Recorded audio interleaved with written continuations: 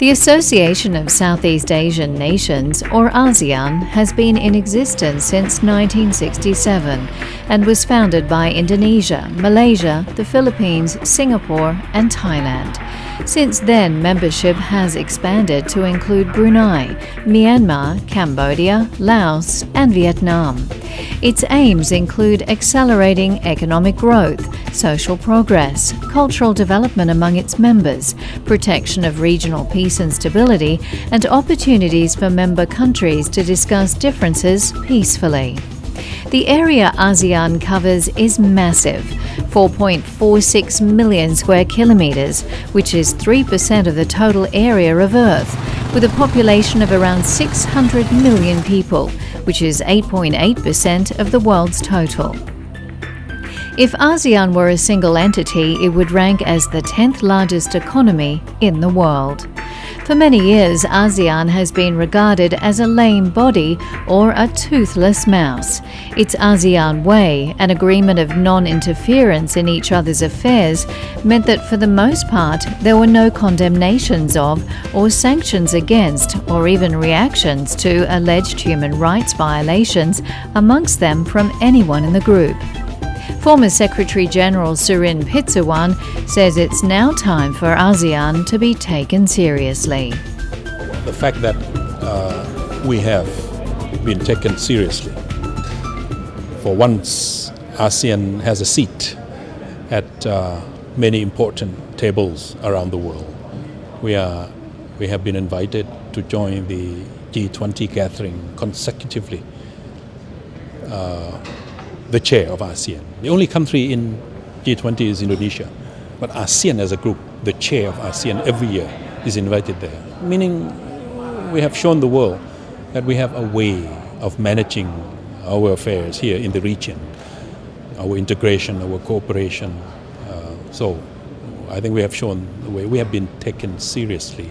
I think that should be welcome. And with that serious attention on us, there's a lot of opportunity, a lot of potential, and we should get our act together and try to benefit from that goodwill coming from around the world. We have now 65 countries with ambassadors to ASEAN in Jakarta, working with the Secretariat.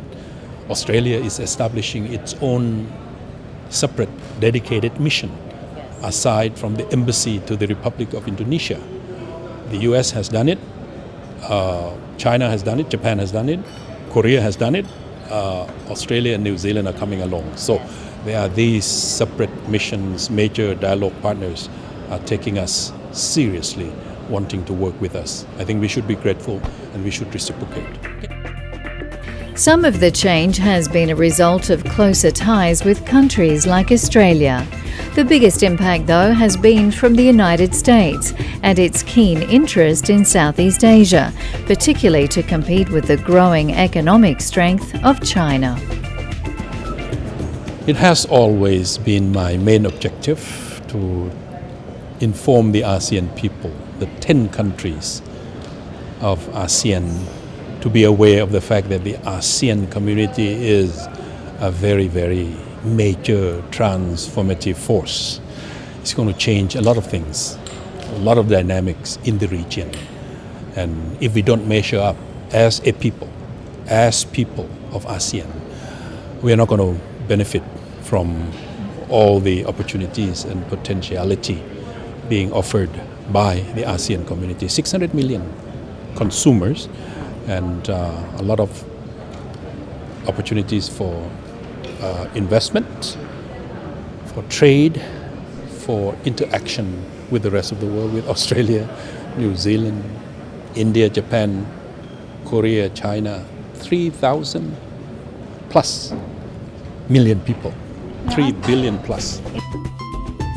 Another factor that's drawing more interest in ASEAN is the opening up of Myanmar and the sudden rush to invest in the country. Obviously, there are massive changes taking place in Myanmar. Do you think that's having quite a big impact on the whole ASEAN picture? And I think Myanmar has been impacted upon a great deal by the ASEAN dynamism. And I think the fact that Myanmar has opened up and has enough confidence to open up to the world is because ASEAN has been nurturing, helping, encouraging them to open up. Since Cyclone Nargis, early 2008, when we brought the world in, and Myanmar and the Myanmarese people and leadership, I think, have raised their level of comfort that the world is not that antagonistic after all. Not just the Americans that should take the credit. Exactly. Well, yeah, now, I mean, the American has a way of, going in very forcefully after they have decided on anything. And the rest, don't have that capacity, but we have never been cut off from Myanmar. We have been helpful, supportive, encouraging. There's no doubt that ASEAN is changing, and Surin Pitsuwan says he wants to ensure it's for the better.